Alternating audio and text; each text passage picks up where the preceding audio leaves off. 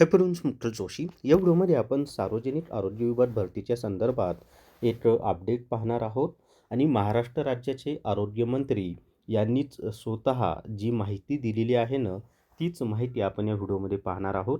आणि महाराष्ट्राच्या विधानसभेचं जे अधिवेशन सुरू आहे त्या अधिवेशनामध्ये सार्वजनिक आरोग्य विभागातील भरतीच्या संदर्भात प्रश्न विचारण्यात आला होता. त्याला उत्तर देतानाच आरोग्यमंत्र्यांनी ही माहिती दिलेली आहे. त्याचबरोबर आरोग्य विभागामध्ये जे कंत्राटी कर्मचारी आहेत त्यांच्या भरतीच्या संदर्भात किंवा त्यांच्या संदर्भात काही निर्णय घेतलेले आहेत ती सगळी माहिती आपण या व्हिडिओमध्ये पाहणार आहोत.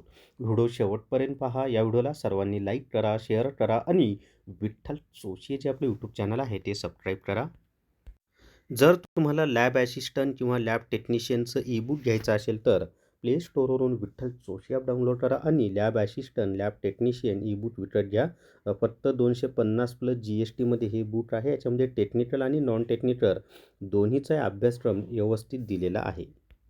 तर या ठिकाणी पाहता आरोग्य विभागातील विविध पदांची भरती टप्प्याटप्प्याने मंत्री प्रकाश आंबेडकर. त्या ठिकाणी पहा आरोग्य विभागांमध्ये कंत्राटी पद्धतीने जिथे काम सुरू आहे तिथे नियमानुसार कार्यवाही केली जात आहे.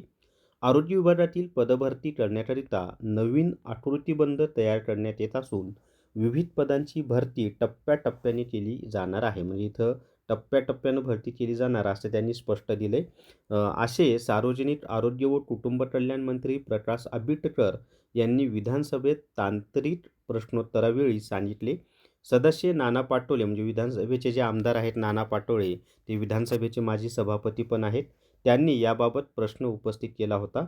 मंत्री आंबेडकर म्हणाले, आरोग्य विभागातील पदभरतीसाठी नवीन आकृतीबंध तयार करण्यात येत असून विविध पदांची भरती टप्प्याटप्प्याने केली जाणार आहे.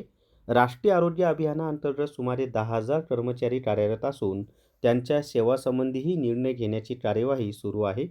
आरोग्य विभागात कंत्राटी पद्धतीने गट क आणि गट ड मधील कर्मचारी मोठ्या प्रमाणात कार्यरत असून त्यांच्या वेतन आणि हक्कांबाबत तक्रारी आल्यास त्या गांभीर्याने घेतल्या जातील.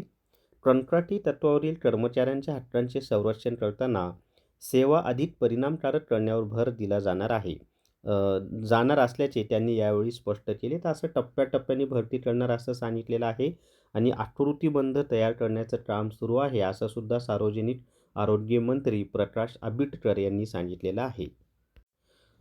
तर या व्हिडिओमध्ये एवढीच माहिती. या व्हिडिओला सर्वांनी लाईक करा, शेअर करा आणि विठ्ठल जोशी आपलं यूट्यूब चॅनल सबस्क्राईब करा. Thank you very much.